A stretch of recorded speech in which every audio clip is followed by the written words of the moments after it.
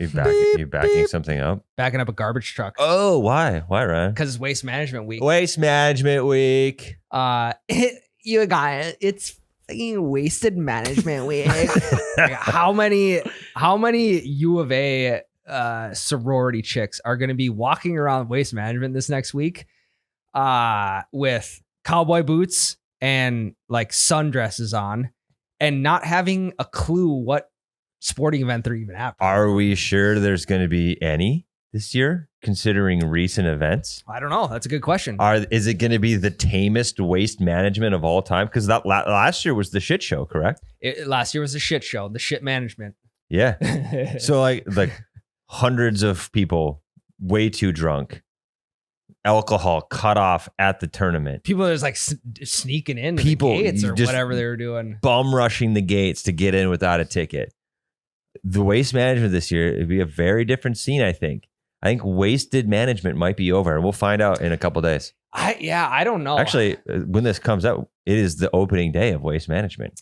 Yes, the Thursday. And I say that about the girls going to it because when we went, that's it's not even just girls, it's guys too. Mm-hmm. We're just, shitty drunk. Is half the crowd accurate to say that they're not even watching the golf? Oh, totally. And when we went, I feel like we had a great hybrid of both. Yeah, we partied a little bit and we actually genuinely cared to see these golfers. Correct. It's like when we were walking from one spot on the course to the next, that's when we kind of take our time, take the views in a little bit. Yeah. Have a couple two tree here and there. And that's when I found that weed vape. There's some company that was hiding their weed vapes like in brand new boxes all around the tournament. And then you'd find it and there's a little note on it. It's like, congratulations, you found whatever brand this is. Keep looking for more. Scan this QR code to show your buddies, shit like that. That would be, it's a great marketing play. We also just ran into Gardner Minshew. Yeah. That was, what? We were at the waste management just walking around and Matt's like, guys, that's Gardner Minshew. If we wouldn't have been we were like walking right next to him. If we wouldn't have been with Matt, we would not have known it was Gardner Minshew because he was like, he was full exactly what you just said about the fraternity chicks, but dude mode. Cut off t-shirt, vaping. Cut off jean shorts, ripping a vape, had fucking pit vipers on. Yep. And when Matt said that, I looked at his quads and I'm like, that's Gardner Minshew. Well, his quads were they were of a different species. Yeah, and we were like, are we sure it's not just a guy that looks a lot like Gardner Minshew? And then we went to Gardner Minshew's Instagram page and he was posting stories. Yep. I was so confirmed him. It's not just us thinking a guy was Gardner Minshew. It was him. Yeah, man. He's actually not as big as I thought he was. Shorter. In terms of height. Yes. Yeah. Yep. What is he like? He had to have been like 6'1", 6'2". Not 6'2". You're 6'1", aren't you? I'm 6 footish. I'd say he's maybe 6 foot. 6 foot. Well, we could look that. I always tell people I might be way off and just like I don't know, maybe had a couple too I think he's caught on by now, but my best friend 6'1", 225. 6'1", okay. He says that he's like 5'11", 6 foot, and I'm a good 2 inches taller than him. So I always tell people that I'm 5'11" to make him feel really short. Yeah. My buddy over there is 5'9". Pretty sure he's caught on at this point, and he listens to the pod. So Connor, I've been just trying to fuck with your head for 10 years. I'm not 5'11". I'm pretty sure Kevin Garnett used to say he was 6'12". It's a funny bit. Kind of a funny bit. I don't know. Kevin Durant says he's 7 feet, and everybody swears that he's like 6'10". But he always rounds up because 7-footer sounds way cooler than. Yeah, it definitely does. It's also high school, because it's basketball season right now. That's the kind of the main sport going on. High school besides wrestling. Besides wrestling, I know no one cares. High school basketball teams inflate heights of their players so much. It's like I don't even know why do they do that? Like a guard who's clearly 5'9" is just automatically listed at 6 foot. Yeah, that's a funny. Huge difference. I don't know why they do that. There's nothing you can inflate in golf because your handicap is based off math. Like you can lie about it to your friends, but if you could do the research and figure out. Yeah, what? Nobody cares how tall you are. Matt Fitzpatrick has made that abundantly clear. Yeah, and it is kind of wild how little a lot of these guys are. Yeah. And they're absolutely urinating on the ball. Mm-hmm. You look at like Rory McIlroy, for instance, he's like 5'9". He's a short dude. He is fucking jacked though. Bryson DeChambeau he's not that big. Yeah, he is. When it comes to height. Isn't he like 6'3"? No, look it up. How tall is Bryson? I bet Bryson's 6 foot, 6'1" maybe. Come on. I think he's a giant, Please dude. be right. No, because we saw him at Ryder Cup, Tyler. 6'1". Okay. 6'1". He's 240 though. Yeah, he's a fucking unit. But then you guys got guys like Sahith Theegala and Scotty Scheffler. I mean, they're the giants of the sport, and they're probably 6'3", 6'4". Sahith's that tall? Probably, I would say so. 6'3". 6'3". Damn. Because we saw him at Waste Management when his breakout round ever. We were there for that, and I don't remember him being tall. Yeah, he got second that year too, which was kind of a bummer. Yeah, Scotty ended up beating him at the end, but I went around on the last day and did a little Q&A with the drunk crowd, and not a single fucking person I interviewed knew who that was. And I'm like, well, he's in first place right now. Yeah. I was like, do you know who Sahith Theegala is? They're like, who? What did you just say? And I now was like, well, he's winning the tournament. Yeah, I think. Well, there you go. My point proven. Yeah, I also went straight to 16 to interview the drunkest people. But if you're gonna know anything about the waste management, it's you should just know who's in first place. Yeah, like just know one name of first place, and that's pretty much. It's it. like, and not even if you don't even need to look it up on your phone, because the standings are posted on boards all over the tournament. All over. There's like all over. 30 of them. 30 leaderboards around this campus of the tournament. Yeah. Yeah, it'll be interesting to see what type of shenanigans happens this year. I feel like last year obviously was kind of the pinnacle of, is this a golf tournament or is this a country music festival in the Midwest? Dude, honestly, the vibes are WeFest. And time. if anyone local knows what I'm talking about, it's like every single like big country music fest. The vibes were WeFest there. I feel like people even dress country. Yeah. Like cowboy hats and like, again, cowboy boots. And Arizona, I guess, is cowboy territory, but it just doesn't. Golf doesn't give off cowboy vibes at all. So I don't understand that. No, like I can't think of a golfer right now. Brian Harmon would maybe be the best example of someone who's like country in golf. Yeah. He's a big time hunter. I think he lives out in the woods in Tennessee. You can look that up because that might be wrong. It's either Tennessee or Georgia. What? Brian Harmon. Lefty waggle. That sounds exactly like every country singer from 2010. Yeah. Brian Harmon. St. Simon's Island, Georgia. Okay. I knew it was somewhere down there. So yeah, I mean, I don't know what else could happen. So compared to last year, my prediction for this year's Waste Management is going to be a gross overcompensation, a gross overcorrection from the year before. Okay. So I think that with all like the bum rushing of the fans, the overconsumption of alcohol, the cutting off of alcohol, that I think they're going to be really, really strict. It's going to lose its luster. And then next year, it'll find that nice sweet spot in the middle and kind of get back to what it was. Yeah. Because I think they're going to be very strict this year, because they could have gotten a shitload of trouble. And they did get in a little trouble. But yeah. I mean, the Waste Management is obviously, everyone knows what the tournament is known for. I hope no one dies. Yeah, me too. I would hate for it to get to that point. I don't think it will. Country music festivals, like people die at country music festivals. That's true. I would tell you, I saved a dude's life at WeFest. Was it like face down in a puddle or something? Yeah. So our campgrounds are all around the concert bowl, right? So there's like 8 campgrounds, and you just get hammered drunk until 5 when the main acts go on. And there's a slough behind where we were camping, and I walked over into the slough to take a piss. And there's a dude laying face fucking down in the muddy waters. Like there was like 2 inches of water, but he's face down in the mud. Yeah. And I pulled him out of there and had to flag down like campground security.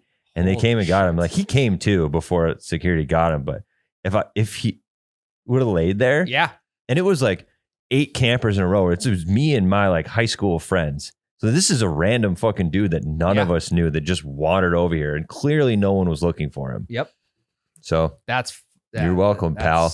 He doesn't remember me, but I'll remember you forever. Yeah, good deed by you, Tyler. Yeah, you're due for a hole-in-one here soon. I hope because so. Of that good deed, I and the hope bone so. marrow transplant too. Couple lives Yeah, saved. Yeah.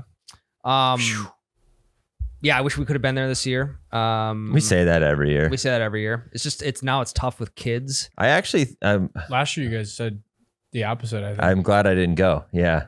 After the fact. After yeah. the fact, yeah, I'm sure before you. This guys would be the year to go because we're calmer adults now.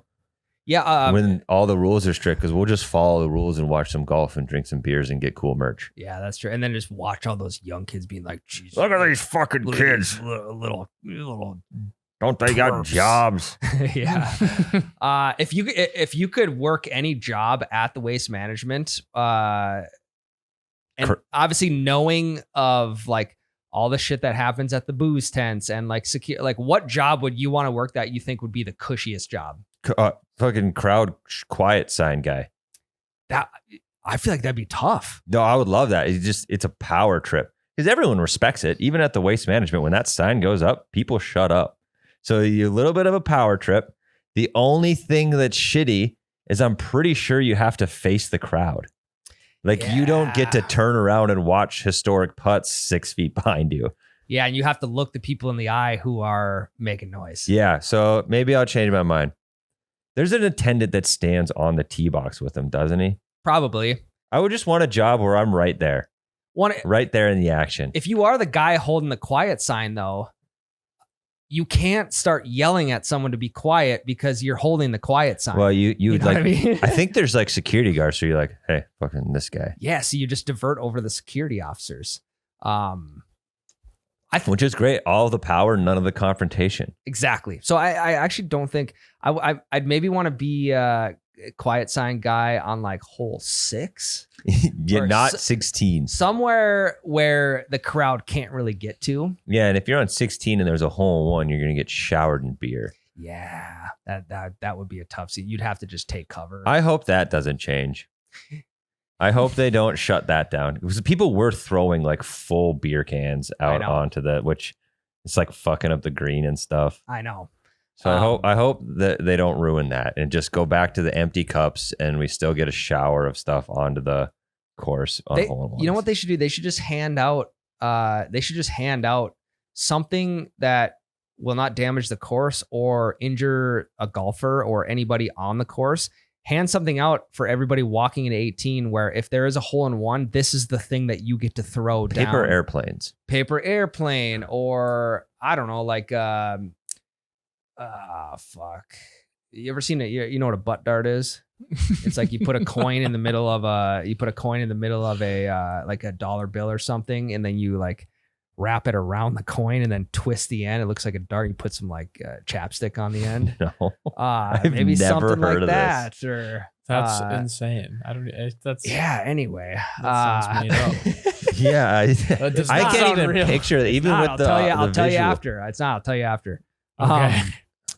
I think working the merch tent, like a cashier for the merch tent, would be a Dude. pretty cushy job because you're. It's just all it is repetition all day. But do you remember the fucking lines in the merch tent? It is nonstop, dude. But you're not the line is the line. At least you don't have to wait in it. You just get zero break. You're just constantly ringing people up, and it's got to be hotter than balls in there. It was hot as balls in there. Yeah, we, it was. We were shopping. Yeah, it was. Okay, maybe like a restocker. Yeah, like yeah, a yeah. shelf stocker. Yeah, totally. Because I mean, like, That's way better, I think, than cashier than in yeah, there. the reason this was out of stock for the last 15 minutes was I just couldn't find the other ones. Like, I mean, it's Yeah, a the time fucking thing. storage tent is 400 yards that way. Mm-hmm. I think it'd be an absolute nightmare to be the guy who drives like the golf cart around, like giving people rides and shit. Like older folk trying to get from Yeah. one place, kind of like the guy at the airport. Okay, mean- I got my new job. I think this is what I do because I could still get to watch some golf. I still have a little bit of power, but I don't have to do too much confrontation. I want to be the guy that opens and closes the ropes across paths when Oh, players yeah. walk by. That would be a chill job. Easy job. You work one time per group. You just move the rope to close the path. The golfer walks by. You open the rope. That'd be so easy. Yeah, and by the time you'd get done opening and closing the rope, say, I don't know, 70, probably like a couple hundred times a day. I mean, you could damn near get a job anywhere. You could get a job at the red carpet, at like the Oscars. I'm a professional rope guy. You could get a job at a club, letting people in the VIP bouncer. section, bouncer. So the resume gets pretty stacked if you're opening and closing ropes all day. Yeah, especially if you worked Waste Management 2024. Oh my God. That's like at that point that's Rope Guy Super Bowl. You just drop the rope. Or it is a black mark on your resume for a Rope Guy. Yeah, that's true. Like, maybe you didn't do shit. You let everyone in. Maybe what they should do is they should install electric fences. So once it's closed, like people can't really, like you could try and jump it, but if your foot gets caught, you're getting yeah, zipped. that someone would fucking die and then they get in trouble. That's true. Someone try and piss on it probably. Okay, so every year at the Waste Management, there's always that one guy. There's always the one guy who knows, God knows what, either like trying to promote something or just trying to be an idiot, trying to get some good press, who's going to run out onto the course and either go for a swim or just go for a joy run. Mm-hmm. I feel like that's getting kind of burnt out of that type of thing. Is there any other type of shenanigans in that sense that someone could do to spice it up a little bit? Like, could they maybe, hole 17, the drivable par 4? Yeah, we sat on it for quite a while. I'm trying to think of how close the stands were on the water side of the green.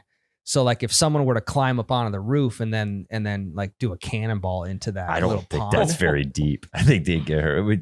They could pull that. It's very deep. They could pull that off probably. I have a really good picture of it. Hold on. Tyler, do you know what would be fucking awesome is, okay, hey, let's make this worth it. Let's make it worth going to jail and spending thousands of dollars to get bailed out and then having to go to court and do all that shit. Let's make it worth it. If you're going to go for a swim on number 17, let's wear a GoPro head mount. Let's take a dive and let's go find some professional golfers' golf balls that were put in the water on number 17. And then here we go. Ryan, the bleachers on 17 go directly next to the water. You could for sure hit the water from the bleachers. You could. Yes, it did. The only thing that that's dependable on is how deep it is. Yeah, and 17 is the water that 18 shares. This is the water that dude was swimming in last year. And there's the big Waste Management sign in the water. So I would assume that it's got to go a decent amount down just to hold it. Maybe it floats, I guess. I don't know. But you got that GoPro head mount on. You get down to the bottom. You start grabbing golf balls. Like, what a great way to pay for yourself to get out of jail.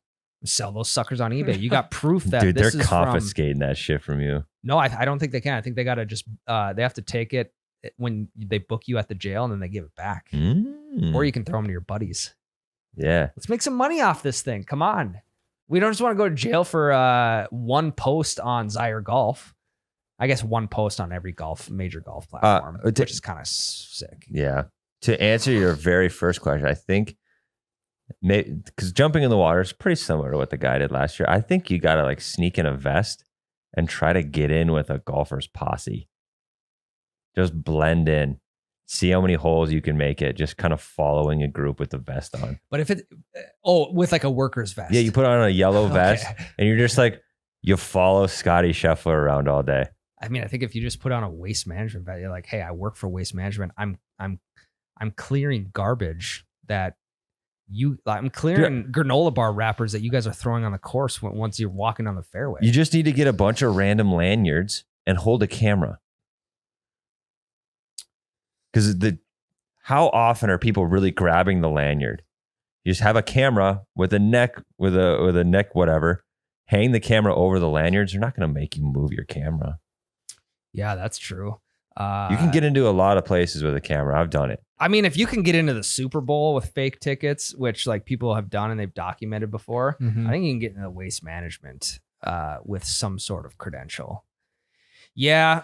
And then like the very last day, you're like, surprise. And then you just start running down 18 with it, rip your shirt off and Yeah. take a dip in the water. Yeah, people are like, what? I thought he worked here. Jimmy, don't ruin it. Don't ruin a good thing.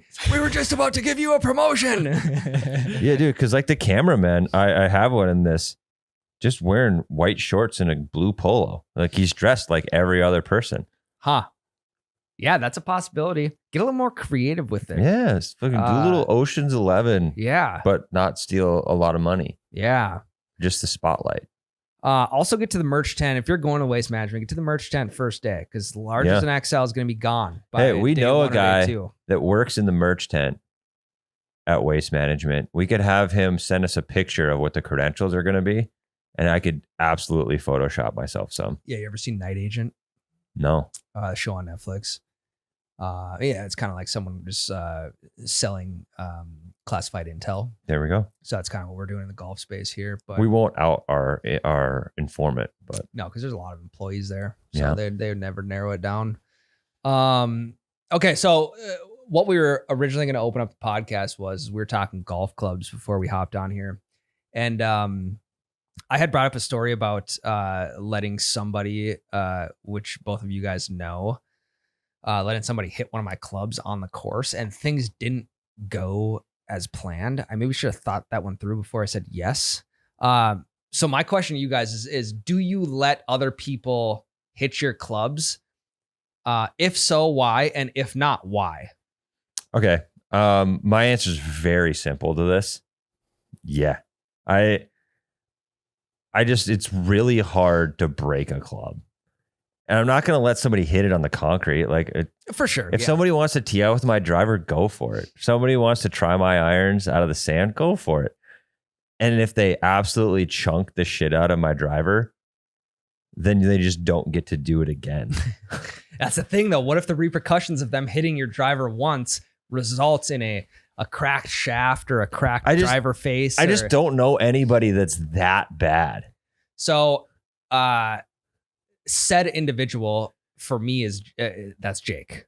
And it was not on the course. Sorry. It was in the simulator either last year or 2 years ago. I let him hit my driver. And I mean, remember guys, there's no give on the turf in the simulator. It's just concrete underneath. And he chunked. Jake's potentially one of the worst driver. He is really bad hitters, with the driver of all time. And he chunked that thing so bad. And it made, if my spine, like my actual spine inside my body had hair on it, it stood up because I didn't know. So your spine tingled and the hair on it stood up. Yeah. And I think it like now the driver head is about a 1/4 inch separated from the actual shaft. So he actually fucked it up? No, I think that was just there before. Okay. But I was. Because I was going to say, he did chunk it. I remember hearing this story, but your driver was fine. My driver was fine. Yeah. So that's why I just, like, I don't know anybody bad enough, like, except my kids, that are like truly going to fuck my driver up if I give it to them to swing. Here's another story. So one of my buddies, and I sent you guys a picture of this. We were at Sweet Shots, and I believe we had just gotten our PXG, our Gen 6s. Mm-hmm. And I let him hit my 3-wood at Sweet Shots, and it busted.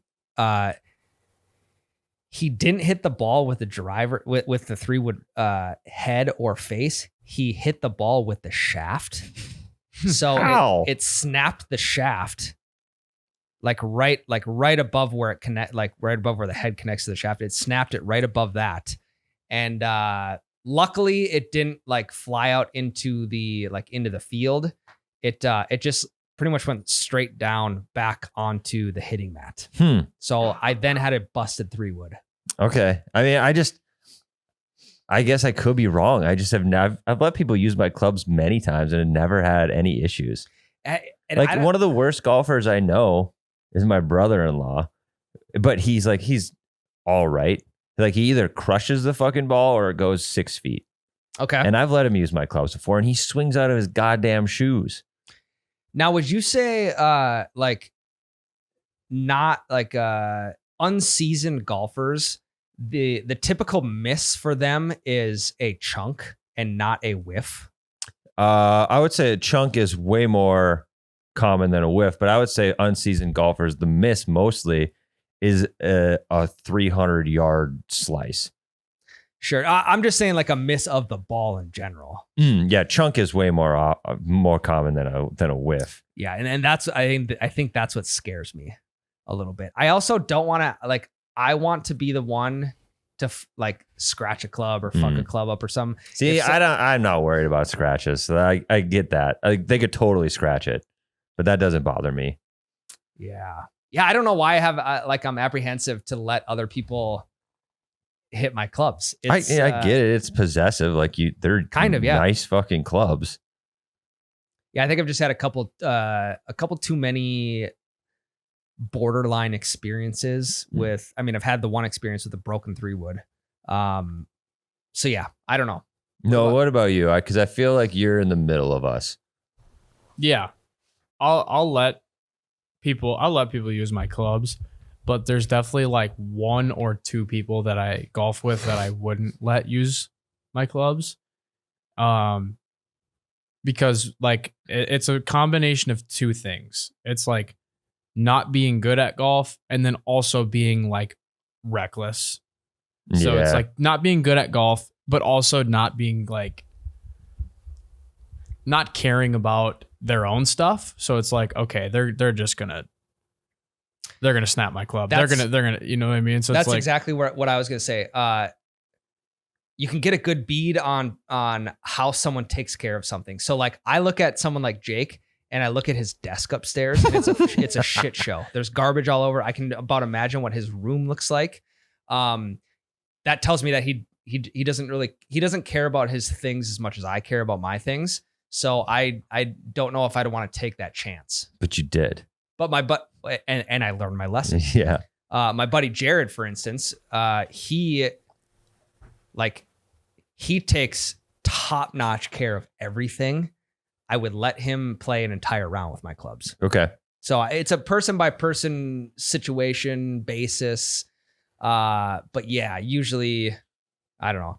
Also, if it's like someone and I don't know why someone you just met would want to hit your clubs, but I'm sure there's people out there that would. If I'm just meeting this person,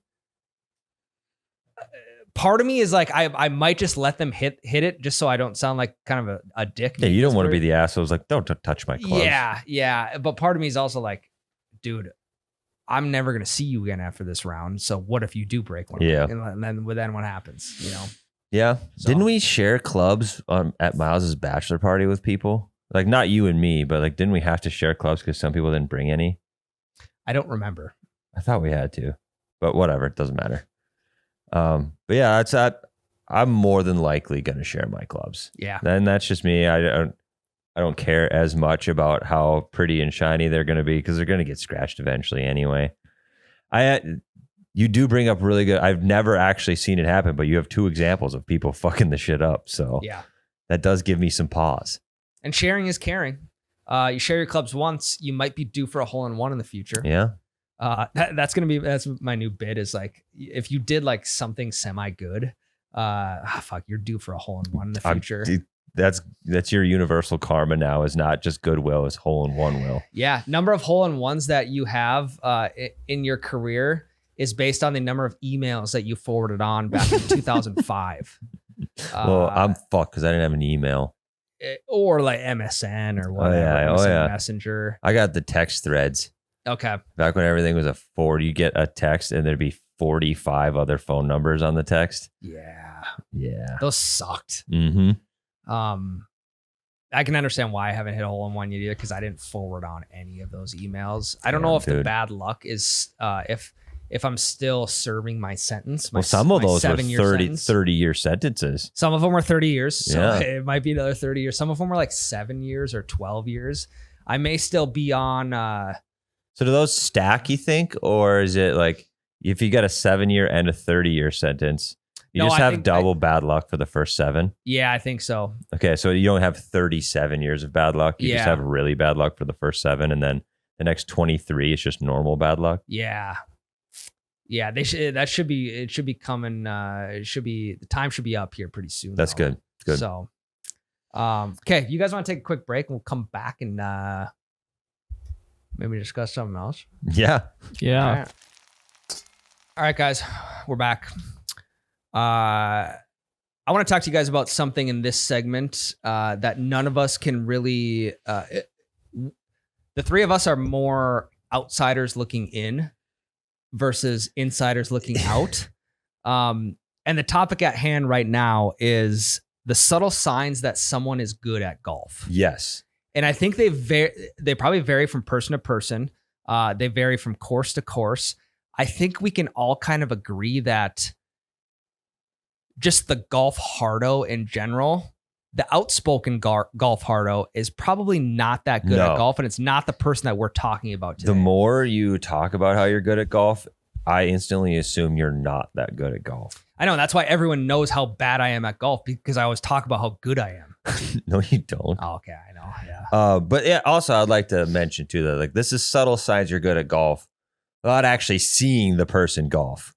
Because like it's not very subtle if you see somebody stripe an iron from 180 and stick it at 2 feet from the pin. You know they're good. That's not subtle at all. Okay, yeah. These are just signs around actually hitting and seeing a ball flight. Yeah. Okay. So everything besides you seeing them be good at golf. Yeah. Okay. Yeah. Go ahead. Start us off, Tyler. See what you got. If you ask a person how good they are, they're like, I do all right. They're a fucking stick. Yeah. Most sticks are humble as shit. I play a decent amount. Yeah. Yeah. That guy's good. Oh, you play a decent amount? Fucking +2 handicap. Like how much do you play? 5 times a week? A couple, 2-3 times a week. Think about how many times we've talked to Lucas about how good he is. He's never once like bragged of it. The only time he's ever like sort of bragged is when we asked if he was scratch. He's like, I'm a little better than scratch. Yeah. But he wasn't outright like, I'm a -4. Yeah. And I feel like the only time that good golfers talk about being good at golf is when they're like in competition or golfing with their other good golf buddies. Yeah. Really good golfers aren't advertising how good they are. Not to average to below average golfers Correct. like us. Yep. They're not outspoken about it. Yep. And there's a difference because like if someone was to ask me if I'm any good at golf, I'd be like, I'm all right. It's different than someone being like, I'm all right. Yeah, and you can tell in the tone. And you are all right at golf because you've broken 90. Yes. Like there's a small percentage in the grand scheme of the sport of people who have broken 90. Yeah, because I'm gonna expand. I'm gonna be like, I'm all right. I've broken 90 a couple of times. I'm usually low 90s, mid 90s, whatever. A really good golfer is like, I'm okay. I'm all right. And they just leave it at that. You're like, oh God. Yeah. And that was one of my subtle signs that someone's good at golf is that they don't talk about previous rounds or shots at the course that you're playing at. Yep. Totally. Like let's say we go out to Mapleton and we're playing with Lucas. Mm-hmm. Lucas won't tell us about, he probably won't tell us about the eagle that he got on the par 5 next to the highway. He's not telling us about that. He's like not telling us about the time he was 2 inches from a hole in one. Correct. And I feel like he's not going to do that because he probably has shots like that way more than. It's not a rare occurrence. Correct. It's not a highlight for him because he does it often. Exactly. To us, it's like, hey, Ryan, remember the time that I got an eagle on this hole? Oh, we're going to tell each other. Because that's the only fucking time it's ever happened. Yeah. We have to hold on to the very few achievements we have on the course that we have. Yeah, I'm 100% with that. Noah? I would say constant composure, no matter how good or bad the shot is. That is a telltale sign that someone is good at golf. Because if it's a great shot and they keep their shit together, obviously, that's routine for them. And if they hit a bad shot, they're so good that they know that they're going to be able to dig themselves out of whatever they just put themselves in. No F-bombs when they put it in the shit because they know they're getting out of the shit just fine. Like, remember, it was probably hole 13-ish in Holly. And we're going to be using Lucas as an example quite often, I feel like, for this segment, because he's the best golfer, at least I've ever golfed with. Same. Yep. Besides the Pro-Ams we played in, which Lucas is still on par with those guys. Yeah, pretty damn close. Where he drove over the green on a par 4 that was like 280 yards and we couldn't find his ball. Yeah. And then he still took a drop and made par. It was just the least phased I've ever seen somebody on losing a ball in an incredible drive. Yeah, and I feel like if they do like drop an F-bomb or something, it's more like you fucking piece of shit. It's very like, it's soft and quiet. It's not malicious. No hard echoing fucks. No, it's not a malicious F-bomb. It's just like they're more so just like cursing at the ball than they are themselves. They know how to fix that. No problem. To kind of piggyback off that, Noah, a subtle sign that someone is good at golf is the level of focus isn't noticeable. So like they're probably still going to be chopping it up back and forth with the guys they're playing with, and like it almost looks like they're not taking it that seriously, but at the same time, you just they're still focused on playing. You just can't notice it. Yeah, I'm with that as well. They don't wear their focus on their sleeve when they're playing with guys. They're able to just lock it in. Like it's like, yeah, you're able to like joke around, but as soon as they step up to that ball, it's like, whew, like bubble around them, nothing. Yeah, and then stripe it right back to the conversation. Right. Yeah. It's like imagine how much they've grinded in the dark to shine in the light. Yeah. So I think another subtle sign that someone's going to be really good is when they have good clubs that are old. They're not brand new. They're not brand new clubs, but they're not shitters that they got at a rummage sale. Correct. They're the TaylorMades that they've had for 5 years. Yeah. And those puppies, the grips are worn. The center of the irons are worn. They're old and clearly used. Like think Michael Block's clubs. Yep. Like he's got all that lead tape on the back. His clubs have clearly been hit 1,000,000 times. Yeah. Yes, there are really good golfers with brand new shiny clubs, but this is just a sign that you know this guy's going to be good. 100%. And I think another subtle sign that someone's good at golf is if they have one club in their bag that's like 10 years older than the rest of their clubs in the bag. So it's like their hybrid. Yes. Their 3 hybrid is like a completely different brand and significantly older than their irons and their 3 wood and whatever. Yeah, it's like, hey, you didn't get a hybrid with like the rest of your set. They're like, I swing this one too well. Yeah, I swing this one way too well. I got it back in like 2012. I'm like, holy shit, maybe that's the key. I don't know. And while we're on clubs, I know this one isn't super subtle, but blades.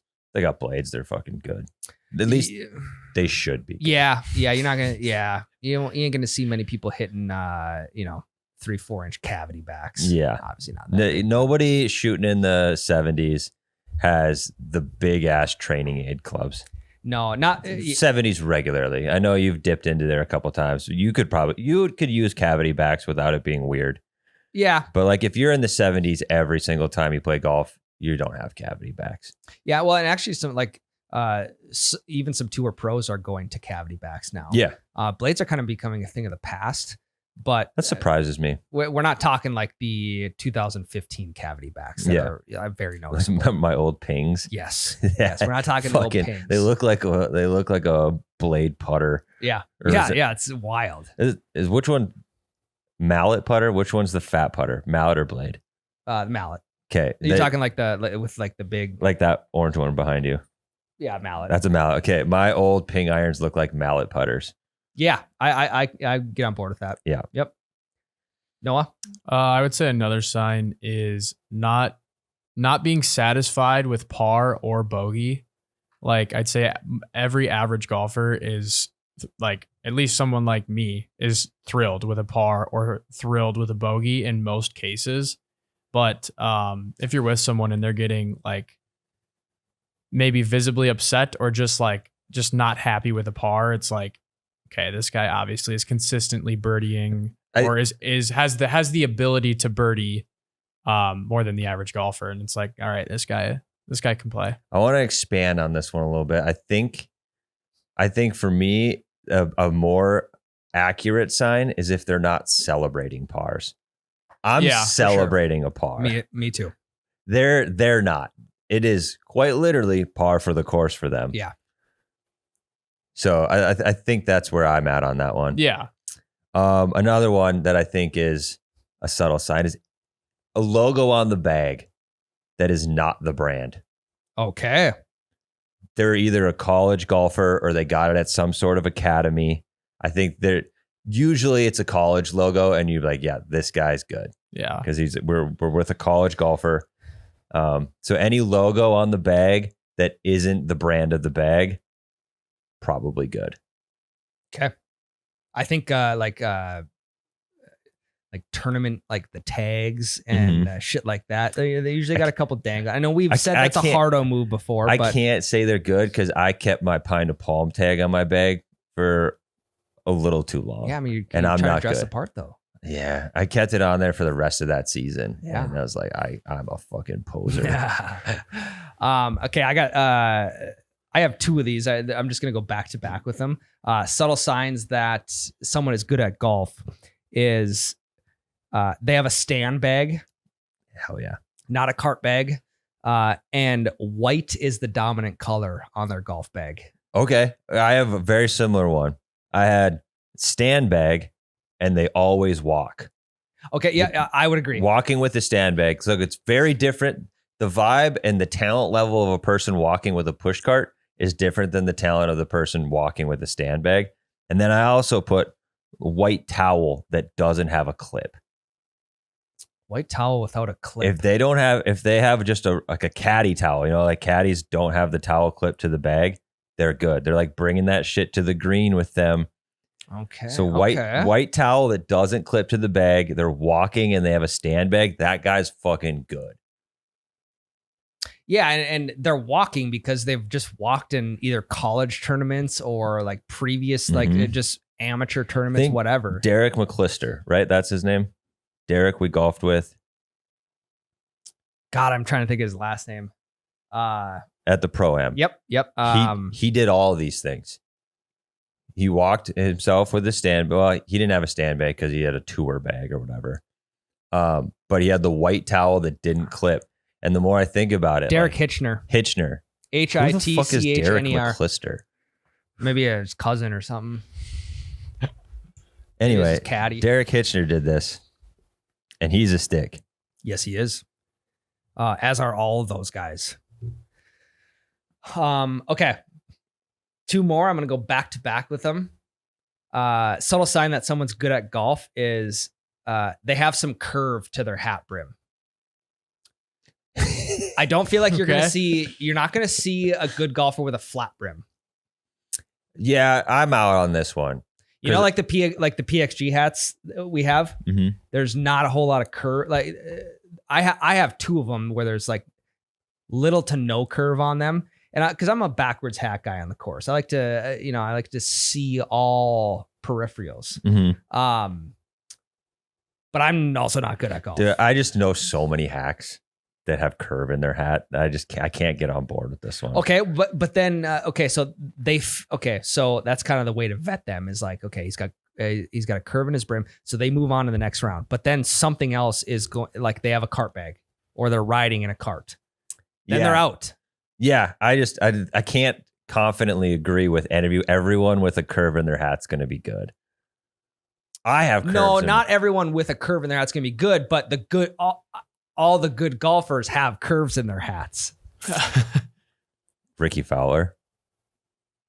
I think he's with age. I think there's becoming a little bit more curve. It's looking more like a bell curve, like a hockey stick curve. Bryson DeChambeau when he doesn't wear his goofy old hat. He's got curve. He was a flat brim guy for a long time. No, he's got curve. He's got curve in his hat for sure. I also think we shouldn't be pulling Ricky Fowler out for like fashion. Thank you, Noah. Of all people. Thank you for that. Thanks for the backup. Okay, and my last one, and you guys can rattle yours off. Subtle sign someone is good at golf. They pick their tee up before the ball lands. Fuck yeah. That's a good one. There's so much confidence in that. So much confidence. And they pick their tee, like They probably pick their tee up before the ball lands more in one round than I do in an entire season. Right, because I can't pick my tee up before my ball lands because I need to watch where it goes. Same. Even if I do it could be anywhere. if I do happen to hit a fairway, I still need to watch where it goes because it's going to take some weird bounce and it's going to end up in the rough, like behind a tree or something. Mhm. I just have bad luck. It's because I didn't forward the emails on, you guys. That's true. Fuck. This one maybe is not such a subtle sign that they are for sure good, but it's definitely a sign that they're not bad. Crazy glove and sock tan lines. So like if we're talking like as white as my hat on their left hand and their clear sock tan line. So it just, they're not bad because they're golfing a shitload. And I think the V-neck, the V, like the sunburnt V from the polos as well. Yeah, I give most stock to the glove tan line because you could get a sock tan line and a V tan line from anywhere. Yeah. But the glove tan line is a sure sign to me that this guy's golfing a shitload. Oh, yeah. And you prefaced it. He's golfing a shitload. He may not be the best. He's just for sure not bad. Yeah. Okay. Yep. I can get on board with that. Mine's kind of in the same realm of Ryan's with the hat. I would say that another sign is anyone who pulls up to the course in like golf pants in July, August, like in that type of heat, you're committed to the look, which means you're probably pretty good at golf. Mm-hmm. If I had to guess, I don't play with anybody who wears golf pants in the middle of the summer. So, yeah, I like that thought reasoning. Like, oh, I don't play with anyone that wears pants in the summer, and I don't play with anyone good. That's what I'm saying. So like, if they do, they got to be good. Anyone trying to play the part through the 95-degree weather. Yeah, you probably play. I don't well. disagree with you, but I also hate that move. Me It's too. Like, what are you trying to prove, dude? Hey. Let the legs breathe, my guy. Not saying I'm a huge fan of it. I'm just saying it's probably pretty good. My last one, I've only seen this a couple times, and they're always really good. If you're rocking the old school white FootJoys, you're good at golf. It's a good point. It's a really good subtle sign. Yeah, it's like nobody's wearing those if you're bad at golf. And I'm talking, because if it, yeah, and I'm not talking like the old school ones that have the tongue like an old baseball cleat, but like the old school white FootJoys, they might have a little brown on the toe. Yep. Those guys are good. Yeah, because I don't know. I feel like average, below average golfers are the ones that are buying all the new stuff. Totally, 100%. And the good golfers, they already have it figured out that buying new stuff doesn't make you better at golf. Mm-hmm. Buy what's best, even if it's from 10 years ago. Mm-hmm. Clubs, 5 to 10 years old. Hybrid, 30 years old from your grandpa. I can swing it so well. It's like, oh fuck, I get it. I can't argue with that logic. I've had 3 new sets of clubs in the last 3 years. Yep. I wonder why things are not trending upwards. Yeah, I've only seen a few people wear this, and they've been a stick every single time. Yeah, I get on board with that, Tyler. That's a good one. That's all I got. No anymore? No, I'm good. All right. Should we wrap her up? Yeah, nothing. I don't fit the bill of any of these. Yeah. Which sucks, but yeah, we just explained everything that all three of us are not. We're not. Yeah. I'll pick the tee up one time before the ball lands. Well, one time per round. Yep. God. And I'll only do that if it's going in the water. Yeah. And I don't need to watch it because I know it's wet. Yeah, I'm picking mine up as a joke just to get laughs out of people. Yeah, right. I'm club twirling as it goes 20 yards into the water. That's actually a great move, is the club twirl a ball that is 100% going in the water. Yeah, that's a funny move. We should do that this summer. Yeah. And keeping complete composure too, not getting even the slightest bit mad, not even acknowledging that it's going in the water. That's perfect. I think that's the type of guy that I want to become, and a type of guy I want to golf with. Mm-hmm. Yeah. Sounds like a vibe. Hey, maybe a little late New Year's resolution. Yeah, maybe an 11th Club twirl more, regardless 11 of the shot. Yeah. And an 11-month resolution. Yeah. Yeah. Okay. Everybody keep an eye on the waste management. Should be a lot of fun. I'm very curious. Very curious Yeah, how things are gonna go. I'll have it on. I'll have it on here at the office. Just real tuning in and quick. out. Real quick predictions. Rory just won at Pebble Beach. Yep. What are your predictions? Scotty is the favorite, heavily the favorite. Yeah. Heavily. I keep wanting to bet against Scotty because I'm like he just can't keep winning this much. But then he keeps winning does. this much, and I'm like, well, he's a plus 300 favorite. The next best odds is I think JT at plus 1200. It's like, how do you bet against Scotty Scheffler?